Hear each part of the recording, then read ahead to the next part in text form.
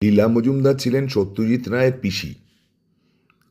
লেখিকা হিসেবে তিনি একেবারে যাকে বলে অনন্য সাধারণ, প্রাণ খোলা হাসির সঙ্গে অতীন্দ্রিয় অনুভূতির অভিজ্ঞতা থেকে আজগুবি বেখাপ্পা লেখা নিয়ে তাঁর রস সৃষ্টি করা যে মুন্সিয়ানা ছিল, তার তুলনা অন্তত বাংলা সাহিত্যে দেওয়া ভার। তার অনেক নাম করা সুন্দর সুন্দর বই আছে। আর কোনো খানের মতো বই, তারপরে সব ভুতুড়ের মতো বই, ম্যাজিক রিয়ালিজমের সর্বশ্রেষ্ঠ বাংলা বই হলদে পাখির পালক, পাকদণ্ডী ইত্যাদি ইত্যাদি। আর আছে খেরোর খাতা। সেই খেরোর খাতাতে অনেক ছোট্ট ছোট্ট ঘটনার এবং স্মৃতিচারণের লেখা আছে। তার মধ্যে থেকে দুই একটি আমি পড়ে শোনাচ্ছি। প্রথমটির নাম হচ্ছে ডাক্তার। লেখাটা গল্পগুলো শোনবার সময় মনে রাখতে হবে, লীলা মজুমদার যদি এখন বেঁচে থাকতেন, 2007 সালে মারা গেছেন, যদি এখন বেঁচে থাকতেন তাহলে তাঁর 117 বছর বয়স হতো। ডাক্তার। পৃথিবীতে, আর শুধু পৃথিবীতে কেন, আমাদের নিজেদের চারিদিকেই যত মজার ঘটনা ঘটে, অন্তত যত মজার ঘটনা ঘটেছে বলে শোনা যায়, বলা বাহুল্য তার সবটুকু আকাট বাস্তব নাও হতে পারে। সে সমস্ত যদি সংগ্রহ করে একের পর এক বলা যায়, তাহলে বোধহয় দুনিয়ার সব রাগ, দুঃখ, হতাশা, ক্ষোভ, খেদ, বিফলতা অন্তত কিছুক্ষণের মতো দূর হয়ে যায়। সেই বা কম কি? যেমন দ্বিতীয় বিশ্বযুদ্ধের সময় কে যেন একটা মিলিটারি গল্প বলেছিল, সেটার কথাই ধরা যাক। এক বেচারা সেপাইয়ের বেজায় দাঁত ব্যথা, খেতে পারে না, ঘুমোতে পারে না, যুদ্ধ করা দূরে থাকুক। শেষ পর্যন্ত ক্যাপ্টেনের কাছ থেকে ছুটি আর অনুমতিপত্র নিয়ে গেল সে ডাক্তারি বিভাগে। সেখানে গিয়ে দেখে মিলিটারি ডাক্তার মহা চোটে আছে, এত বেশি রুগী, এত কম সময়। ডাক্তারের সহকারী, সেও এক মিলিটারি ভদ্রলোক। তিনি ছুটে এলেন, আহা এখানে না, এখানে না, যাও পাশের ঘরে গিয়ে কাপড় চোপড় ছেড়ে রেডি হয়ে থাকো, নাম ডাকলে আসবে, আমাদের সময় বড় কম। সেপাই বলল, কাপড় ছাড়বো কেন, আমার তো দাঁত ব্যথা। সহকারী তেড়ে উঠলেন, বাজে বকো না, যা বলছি তাই করো, তাই নিয়ম। পাশের ঘরে একজন সম্পূর্ণ উলঙ্গ লোক একটি ফাইল কোলে নিয়ে টুলে বসে খবরের কাগজ পড়ছিল। সেপাইকে গজগজ করতে শুনে সে মুখ তুলে বলল, অত গরম হবার কি আছে মশাই, আমাকে দেখুন, আমি তো শুধু এই ফাইলটা দিতে এসেছিলাম। ডাক্তারি ব্যাপার বলতে আরেকটা গল্পও মনে পড়ে গেল। এক দাঁতের ডাক্তার বেজায় কাজে ব্যস্ত ছিলেন। একের পর এক রুগী ঢুকছে, তাড়াতাড়ি তার কাজ ছেড়ে দিচ্ছেন। সে যেতেই আরেকজন ঢুকছে। এমন সময় ঘেমো চেহারার একজন লোক ঢুকেই চেয়ারে না বসে কাঁচুমাচু মুখে আমতা আমতা করে কি যেন বলবার চেষ্টা করতে লাগলো। রুগীরা হামেশাই ডাক্তারদের জ্ঞান দিতে চেষ্টা করে, তার উপর এই রুগী নির্দিষ্ট সময়ের চেয়ে একটু দেরি করে এসছে। অকুস্থল বিলেতে সরকারি রুগী, সরকারি ডাক্তার, ডাক্তারের ধৈর্যও খুব বেশি ছিল না। তিনি রুগীর কথায় কান না দিয়ে তার কনুই ধরে চেয়ারে বসিয়ে হাঁ করিয়ে দেখেন, মুখ ভরা পচা দাঁত, সঙ্গে সঙ্গে ইঞ্জেকশন এবং পটাপট গোটা তিনেক উৎপাটন। তারপর ওষুধ লাগিয়ে নিজের হাত ধুতে ধুতে প্রসন্ন গলায় বললেন, বাহ, বেশ হলো। হ্যাঁ, এবার বলুন কি বলতে চাইছিলেন। রুগী আবার কাঁচুমাচু মুখে বলল, বলছিলাম কি, আমি রুগী নই, রুগী আমার পাশের বাড়ির ভদ্রলোক, তাঁর জ্বর হয়েছে। মাঝে মাঝে ডাক্তাররা এমনি বেজায় ভালো হন যে হাসি পায়। আমাদের আত্মীয় শিল্পী সত্যেন বিশি যখন 20 বছর বয়স, তখন তাকে একরকম বিটকেল হেঁচকিতে ধরল। সে আর কিছুতেই যায় না। 3 দিন ধরে সমানে চলল, সব রকমের টোটকা ওষুধ চেষ্টা করা হলো। কে যেন বলে গেল, নাক কান একসঙ্গে চিপকে ধরে 2-3 ঢোক জলের সঙ্গে একটা হেঁচকি পার করে দিতে পারলে হেঁচকি সেরে যায়। সত্যেনের ছোট ভাই খুশি হয়ে ওর কান চেপে ধরলো, নিজে নাক বন্ধ করলো, 8 গ্লাস জল শেষ করলো। হেঁচকি আর থামে না। হঠাৎ চমকে গেলে নাকি হিক্কা বন্ধ হয়ে যায়। সত্যেনের বন্ধুরা যখন তখন ঘরে ঢুকে সম্পূর্ণ মন গড়া বীভৎস সব খবর এনে দিতে লাগলো। শুনে সত্যেন আঁতকেও উঠতে লাগলো, কিন্তু হিক্কা গেল না। শেষ পর্যন্ত সাহসী মাও কাঁদতে বসলেন, আমি বরাবর জানি যে হেঁচকি থামে না, যে হেঁচকি থামে না সেই মানুষের শেষ হেঁচকি হয়। এমন সময় 3 তলা থেকে ওদের 85 বছরের বাড়িওয়ালা নেমে এসে বললেন, শুনলাম নাকি হেঁচকি থামছে না, বলেন তো একবার চেষ্টা করে দেখতে পারি। ভদ্রলোক বহুকাল অবসর নেওয়া সিভিল সার্জন, একসময় খুব নামডাক ছিল। সত্যেনের মা হাতে চাঁদ পেলেন। কি ওষুধ লাগবে বলুন, আনিয়ে দিচ্ছি। ডাক্তার বললেন, বেশি কিছু লাগবে না, শুধু একটি ছোট পরিষ্কার তোয়ালে। তার আগে হাত ধোবো। হাত ধুয়ে তোয়ালে দিয়ে ডাক্তার সত্যেনকে বললেন, দেখি বাবা, বড় একটা হাঁ করো তো। থাক থাক, উঠতে হবে না।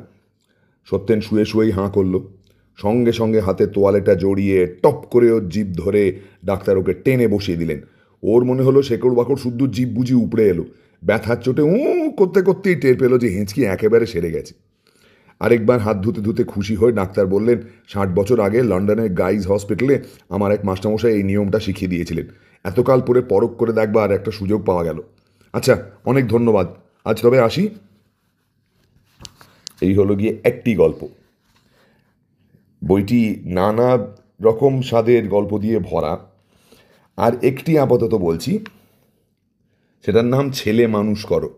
আজকালকার দিনে যারা অতি রকম আদর দিয়ে বাঁদর ছেলে তৈরি করছেন, তাদের হয়তো এই গল্প শুনে টনক নড়তেও পারে। মনে রাখবেন, গল্পটি অন্তত আজ থেকে 70-80 বছর আগে লেখা। তাতে উনি লিখছেন, দুনিয়াতে যত রকম শক্ত কাজ আছে তার মধ্যে ছেলেপুলে মানুষ করা হলো সব চাইতে বড় কাজ। তা সে পিটিয়ে সিধে করাই হোক কিংবা আহ্লাদ দিয়ে মাথায় তোলাই যাক। অনেক কাল আগে একটা বেশ মজার গল্প শুনেছিলাম। সুমতি দিদি ছিলেন একজন নামকরা শিক্ষাবিদ। তিনি গেছিলেন ইউরোপে আরও উচ্চশিক্ষা লাভ করতে। শিক্ষার উদ্দেশ্যই হলো ছোট ছেলে মেয়েদের মানুষ করে তোলা। বলা বাহুল্য, সুমতি দি চিরকুমারী। সে দেশে একদিন ট্রেনের কামরায় আমার কামিনীদির সঙ্গে তাঁর দেখা হলো। কামিনীদিও কলকাতা বিশ্ববিদ্যালয়ের উজ্জ্বল রত্ন এবং আরেকজন শিক্ষাবিদ, তার সঙ্গে তাঁর 4-5 বছরের ছেলে। ছেলেটি সুমতিদিকে খালি খালি চিমটি কাটতে লাগলো। সুমতিদি কামিনী দিদিকে বললেন, আপনার ছেলেকে সামলান, আমাকে খালি খালি চিমটি কাটছে, ভারী দুষ্টু হয়েছে তো। কামিনী দিদি আহত হয়ে বললেন, ছি, অমন কড়া কথা বললে ওর কচি মনে দাগা লাগবে যে, সারা জীবন ও তার চিহ্ন বয়ে বেড়াবে। সুমতিদি বললেন, তাহলে যেমন করে পারেন চিমটি কাটা বন্ধ করুন।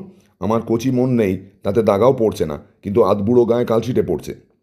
কামিনী দিদি ছেলেকে কাছে টেনে নিয়ে বললেন, দেখছো বাবা, মাসিমার গায়ে কালছিটে পড়ে যাচ্ছে, ওকে চিমটি কাটছো কেন? ছেলে বলল, আমার ইচ্ছে করছে তাই। খুব বেশি ইচ্ছে করছে কি? হ্যাঁ, খুব বেশি ইচ্ছে করছে।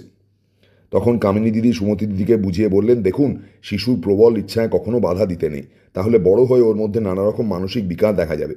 আচ্ছা বাবা, খুব আস্তে আস্তে চিমটি কেটো, কেমন? সুমতি দি সিধে হয়ে উঠে বসে বললেন, দেখুন, শুধু ওর নয়, আমারও প্রবল ইচ্ছাতে বাধা দিলে এখনই মানসিক বিকার দেখা দেবে। ফের যদিও আমাকে চিমটি কাটে, আমি ওকে এসে এক রাম চিমটি দেবো যে ও নিজের নাম ভুলে যাবে। সঙ্গে সঙ্গে কামিনী দিদি ছেলেকে ডেকে বললেন, ও কি হচ্ছে, এক্ষুনি আমার কাছে এসে বসো বলছি। ব্যাপার দেখে ছেলেও সুরসুর করে মায়ের পাশে গিয়ে বসলো। বাকি পথটা শান্তিতে কাটল। শুনলাম কলকাতায় একটা ক্লাব আছে, তার সদস্যরা কখনো নিজেদের ছেলে মেয়েদের ধমক ধামক মারধর করেন না। ওসব করলে নাকি শিশুর চিত্তের স্বাভাবিক কোমলতা একেবারেই উবে যায়। তবে অন্যদের তেঁদর ছেলেমেয়ে তারা বকেন কিংবা ঠ্যাঙান কিনা বলতে পারি না। একবার ওই ক্লাবের এক সদস্যর ছেলের জন্মদিনে খেলনা কিনতে হবে। ছেলে মা বাবাকে বলল, তোমরা ভালো খেলনা চেনো না, আমি নিজে পছন্দ করে কিনবো। ক্লাবের সভাপতি খুশি হয়ে বললেন, ভালোই তো, আমার এক বন্ধুর খেলনার দোকান আছে, সেখানে সুবিধা দরে ভালো জিনিস পাওয়া যাবে। তাই ঠিক হল। সভাপতির সঙ্গে ছেলে, তার মা আর বাবা গেলেন সেই দোকানে। অত খেলনা দেখে ছেলের মুন্ডু ঘুরে গেল। একবার বলে এটা নেব, তারপরেই বলে না ওটা নেব। শেষে এক মস্ত কাঠের দোলনাদ ঘোড়ায় চেপে আর নামতে চায় না, খালি বলে এইটে কিনবো। এদিকে ঘোড়ার দাম প্রায় 200 টাকা, ছেলে মেয়ের বাবার সাধ্যের বাইরে। তাকে ভোলাবার বহু চেষ্টা হলো, এটা দেখানো হলো, সেটা দেখানো হলো, ঘোড়ার নিন্দা করা হলো, কিন্তু ভবি ভোলবার নয়, ওই ঘোড়া ছাড়া সে আর কিচ্ছু নেবে না। চেষ্টায় চেঁচামেচি কান্নাকাটি, ছেলে ঘোড়া থেকে নামবেও না, বাড়িও যাবে না। মা বাবা হয়রান, দোকানদার ভদ্রলোকও তাজ্জব বনে গেছেন। দোকান ঘরে ছোটোখাটো একটা খণ্ড প্রলয় শুরু হয়ে গেল। অন্য খদ্দেররা হাঁ। বন্ধুর অবস্থা দেখে ক্লাবের সভাপতি শেষ পর্যন্ত ছেলের মা বাবাকে বললেন, তোমরা একটু বাইরে গিয়ে দাঁড়াও, আমি ছেলেকে রাজি করিয়ে নিয়ে আসছি। মা বাবা বাইরে গেলেন। সভাপতি ছেলের কানে কানে গুটি কত কথা বলবা মাত্র ছেলে ঘোড়ার পিঠ থেকে তড়াক করে নেমে পড়ে বাইরে গিয়ে মা বাবার হাত ধরে টানতে টানতে বলল, এক্ষুনি বাড়ি চলো। মা বাবা তো অবাক, কিন্তু খেলনা কেনা হলো না যে? বাপি কাল কিনে দেবে, এখন বাড়ি চলো তাড়াতাড়ি। তারা বিদায় হলে দোকানদার সভাপতিকে বলল, এ কি ম্যাজিক দেখলাম, কি বললেন ওর কানে কানে? সভাপতি কাষ্ঠ হেসে বললাম, ব্যাটা লক্ষ্মী ছাড়া, এই মিনিটে যদি নেমে মা বাবার সঙ্গে বাড়ি না যাস তো প্যাঁদানি দিয়ে ভূত ভাগিয়ে দেবো। আচ্ছা আসি ভাই। আরেকটা সত্যি ঘটনা শুনুন। এক ইতিহাসের ছাত্র গবেষণা করছিল। অধ্যাপকের বাড়ি গিয়ে তাকে অনেক কাজ করতে হতো। অধ্যাপক আর তার স্ত্রী দেবতুল্য মানুষ, কিন্তু তাদের ছেলেটি পাঁজির পা ঝাড়া। চেঁচামেচি কাজে ব্যাঘাত তো করতোই, তার উপর একটা শক্ত কাঠের বল দিয়ে হতভাগ্য ছাত্রের মাথায় পিটত। কিন্তু কিছু বলার উপায় ছিল না, কারণ ছেলের মা বাবা সারাক্ষণ ধমক ধামক, মার পিঠের কুফল সম্বন্ধে বড় বড় বক্তৃতা দিতেন। চুপ করে সব সয়ে যেত ছাত্র। তারপর গবেষণা শেষ হলো, থিসিস গৃহীত হলো, ছাত্র ডক্টরেট পেল। তখন এক শুভ দিনে এক হাঁড়ি রাজভোগ নিয়ে গুরুকে আর গুরুপত্নীকে প্রণাম করে বেরিয়ে যাওয়ার সময় ছেলেকে বলল, আমার সঙ্গে একটু বাইরে এসো তো দেখি। ছেলে ভাবলো নিশ্চয়ই ভালো মন্দ কিছু পাওয়া যাবে। বাইরে এসেই তার গালে একটি 82 শিক্ষার থাপ্পড় কষিয়ে ছাত্র বলল, যা মা বাবাকে বলবে যা। এই বলে বাড়ি চলে গেল। আমি জানি না এই ধরনের রস কজনের কতটা ভালো লাগছে, কিন্তু আমার বড় ভালো লাগে। আজকের মতো শেষেরটি বলি। গল্পটির নাম দজ্জাল মেয়ে।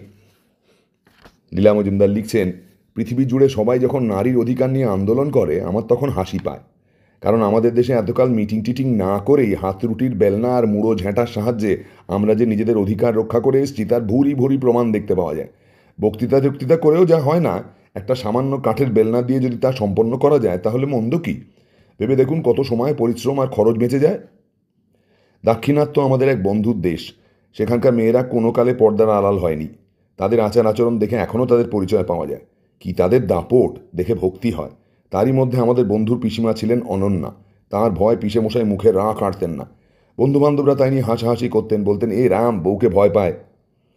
গাঁয়ের কুঁয়োতলার সামনে শম্ভু বলে এক বন্ধুর বাড়িতে রোজ তাদের বৈকালীন আড্ডা বসত। গাঁয়ের গিন্নিরা আর মেয়েরা ওই সময় পানীয় জল তুলতে এসে কুঁয়োর পাড়ে গল্পগুজব করত।